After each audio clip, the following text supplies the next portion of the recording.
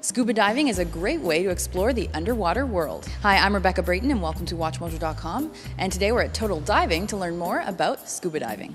Let's start by having you define to us exactly what scuba diving is. Well, scuba diving is a super fun sport where you get to go underwater and see things that nobody else does. The word scuba itself is actually an acronym which stands for the self-contained underwater breathing apparatus. But nowadays, the word scuba is widely accepted as a word itself. Basically, scuba diving is just about breathing underwater.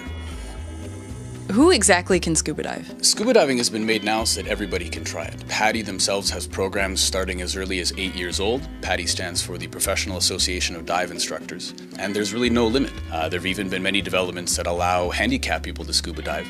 And people who typically have other types of athletic or physical disabilities love scuba diving because once you're in water, you're weightless. So it makes it very easy to move around and overcome these other challenges which otherwise hinder them on a day-to-day basis. Explain to us what draws people to this sport. I mean, basically, what makes it cool? Scuba diving appeals to those who have the taste for the extreme, as well as those who just want to relax and enjoy a day at the spa.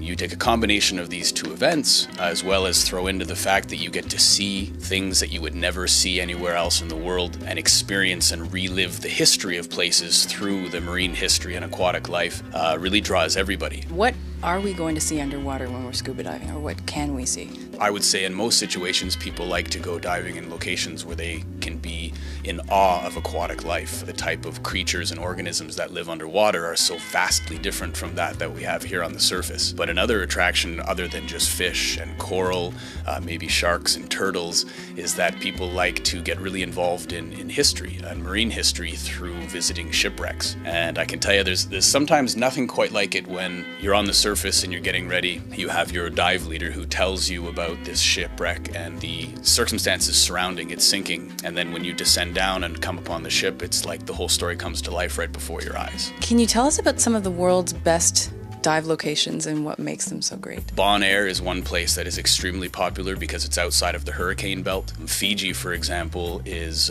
probably one of the best locations in the world for soft coral. For those who like large sea mammals such as whale sharks, they might want to visit the Galapagos Islands. I've heard of cold water versus warm water diving, or north versus south. What are the differences between these types of dives? Well, this is a common misconception because when you're scuba diving, the water temperature is what it is. If you're down south, the water is warmer.